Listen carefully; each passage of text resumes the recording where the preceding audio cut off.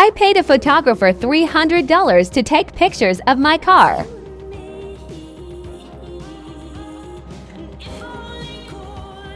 Bro more worried about his outfit than the shoot. Why bro taking a picture of me and not the car?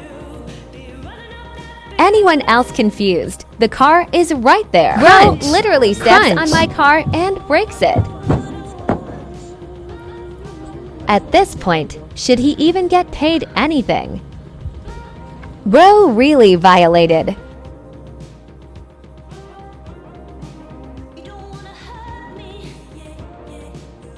These shots better be Hugo. No bro, the bunny hop is wild.